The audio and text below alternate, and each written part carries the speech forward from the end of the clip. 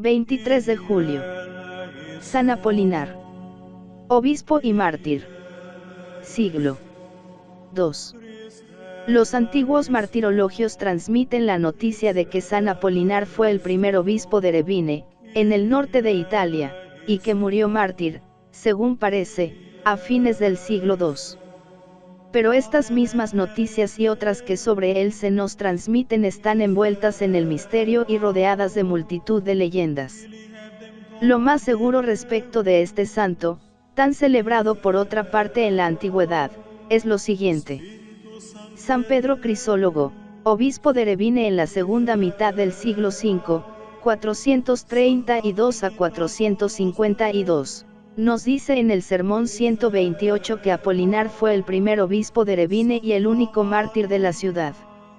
Ahora bien, especificando algo más el concepto de martirio de este santo, nos comunica a través de ponderaciones oratorias que, de hecho, no murió por efecto de los tormentos y con la efusión de su sangre, por lo cual no podía ser considerado con rigor como mártir.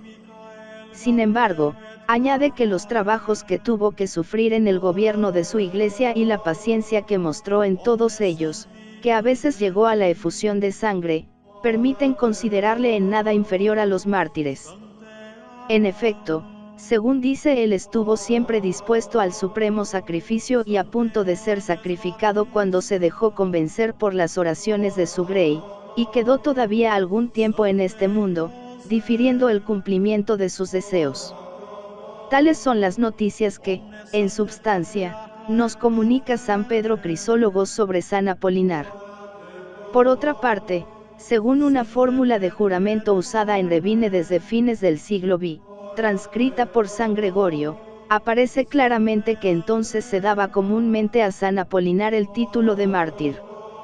Por lo demás, los martirologios posteriores, a partir de este tiempo, transmiten constantemente la noticia de que San Apolinar de Erebine murió mártir. Asimismo se admite generalmente que San Apolinar es el obispo más antiguo y Erebine la primera diócesis de la Alta Italia. Así lo atestiguan F. Savio en sus investigaciones sobre los obispados de la Lombardía y Arnaque en su célebre estudio sobre la extensión del cristianismo en el siglo III. Ambos suponen que San Apolinar gobernó la diócesis de Erebine en la segunda mitad del siglo II.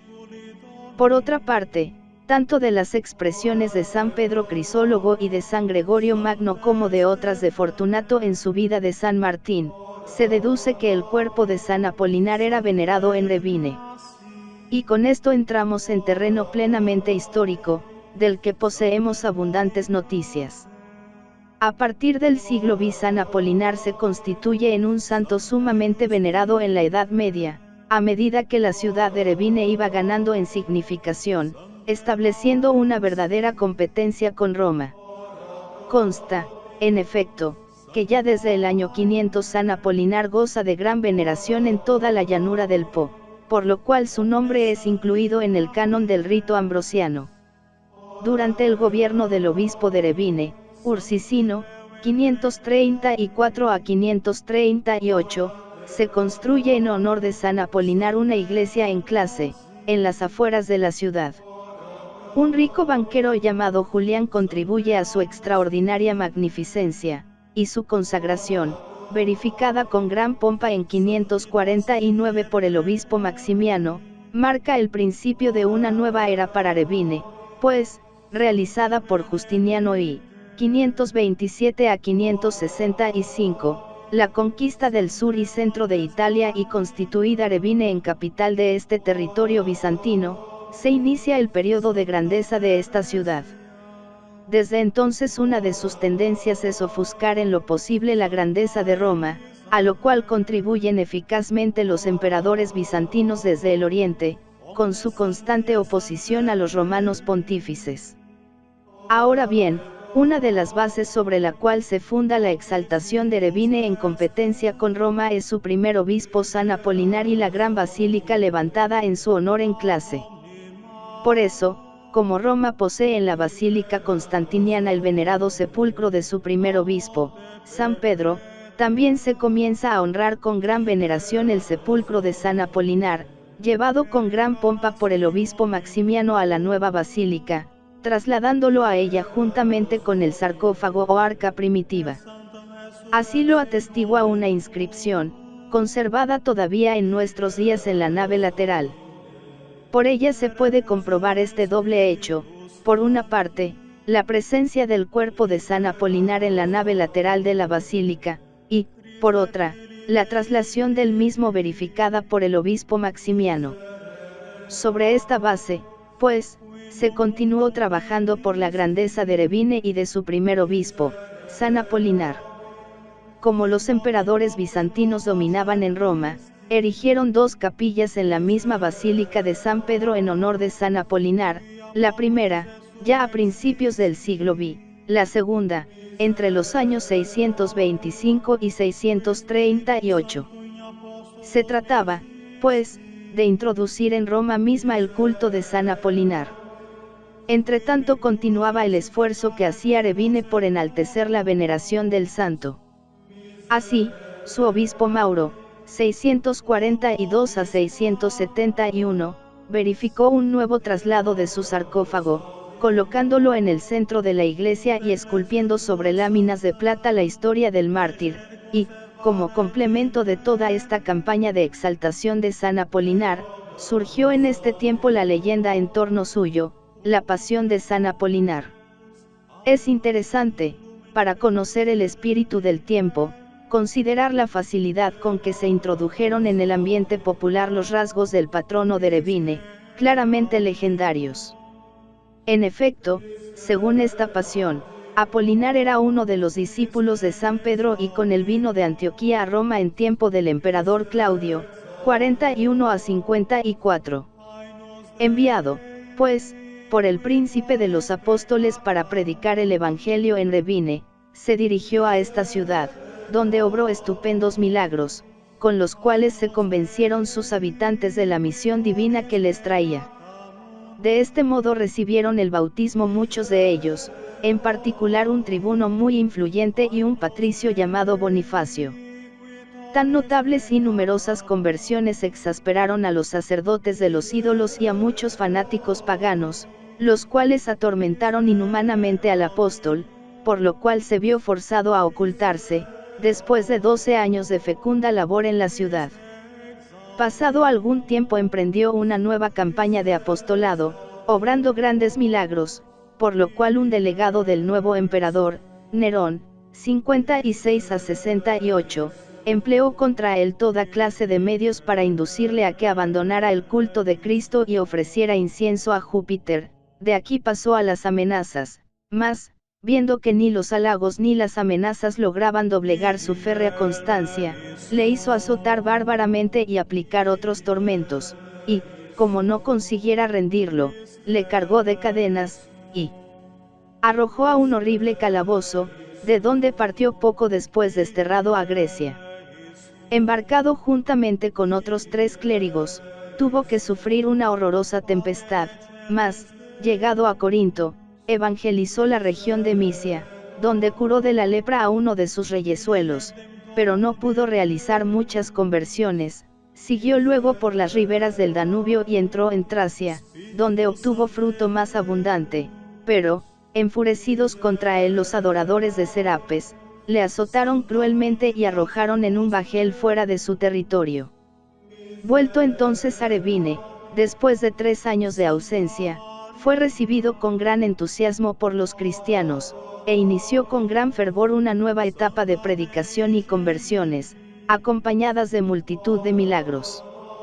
Pero, inesperadamente, fue arrebatado por un pelotón de paganos, los cuales le hicieron objeto de las mayores violencias, y, conduciéndole al templo de Apolo, le obligaron a adorarlo. Entonces el santo, lejos de obedecerles, se puso en oración, y rápidamente el ídolo cayó al suelo hecho pedazos, con lo cual, enfurecidos los paganos, le condujeron al juez Taurus, exigiéndole que le condenara a muerte. Este quiso entonces poner en ridículo ante todo el mundo a aquel hombre, de quien tantas maravillas se contaban y tanto influjo ejercía en las masas. Así, pues, puso delante de él y de gran multitud del pueblo y de la nobleza reunidos a un hijo suyo, ciego de nacimiento, y le intimó con toda solemnidad que, si le curaba, todos creerían en él, de lo contrario, recibiría el castigo de sus imposturas. Puesto, pues, Apolinar ante esta alternativa, hizo primeramente oración, y luego, invocando el nombre de Dios, devolvió la vista al niño.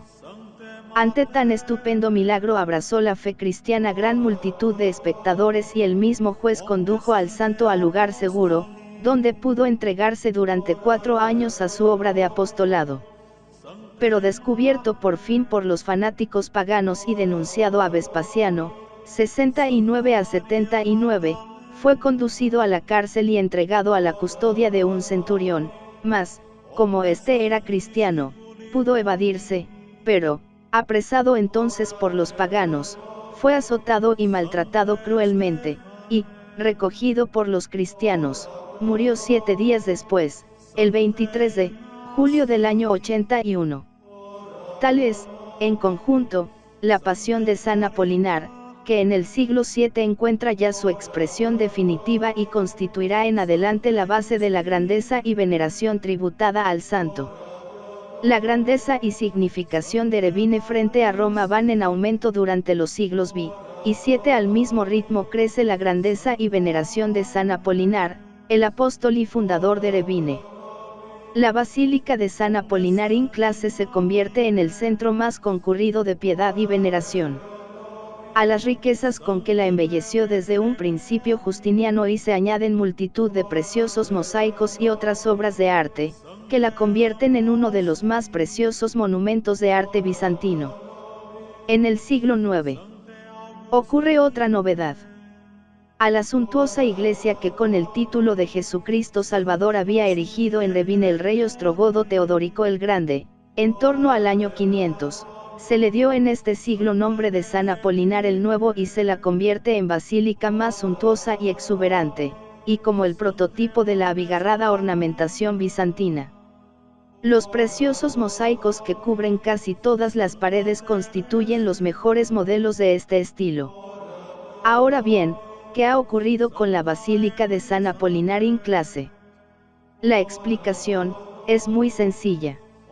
Era el tiempo de las terribles incursiones de los sarracenos, y como Classe era el puerto de Erevine, su basílica estaba expuesta a la profanación y a la ruina. Por esto se fingió un traslado de la Basílica de San Apolinar in Classe al interior de la población y se convirtió a la Basílica de San Apolinar el Nuevo en el nuevo santuario de San Apolinar. De hecho, así quedaron las cosas desde entonces. Mas cuando, pasado el peligro, se quiso restaurar el culto y la significación de la primera basílica, se inició una verdadera rivalidad entre las dos basílicas de San Apolinar. Para confirmar definitivamente sus derechos de preferencia, la Basílica de San Apolinar in Classe hizo realizar un reconocimiento solemne de las reliquias del santo en 1173 durante el pontificado de Alejandro III, 1159 a 1181. De nuevo, en 1511, en tiempo de Julio II, 1503 a 1513, se efectuó otro reconocimiento oficial al mismo tiempo que se renovaba el sepulcro del altar mayor. Mas como los monjes de San Apolinar in Classe del siglo XVI, se trasladaran al monasterio de San Romualdo, de Erevine, lleváronse secretamente consigo las reliquias de San Apolinar. Entonces, pues, presentó una reclamación la catedral de Erevine, alegando que ella tenía más derecho a aquellas reliquias que los monjes de San Romualdo. Con esta ocasión la Sagrada Congregación de Ritos dispuso en el año 1654 que se restituyeran aquellas reliquias a la antigua Basílica de San Apolinar in Classe. Por otra parte, aún fuera de Erevine y las llanuras del Po es admirable la expansión que alcanzó durante la Edad Media el culto de San Apolinar. Así aparece en un estudio reciente, no solo en lo que se refiere a Italia, sino también a otros territorios. Así, para no citar más que unos pocos ejemplos, la importante sede metropolitana de Reims, el Apolinarisberg, en Alemania, entre Coblenza y Bonn, cerca de Remagen, la abadía de Burzchain, dedicada al santo, cerca de Aquisgrán, la iglesia monástica de Michel Bach-Leaud, en el Alto Rin. Indudablemente, su culto alcanzó un gran esplendor entre los siglos V y IX, y es una de las manifestaciones la rivalidad entre Erevine y Roma. Pero, después de alcanzar su punto culminante, experimentó también su crepúsculo, si bien conservó siempre una relativa significación.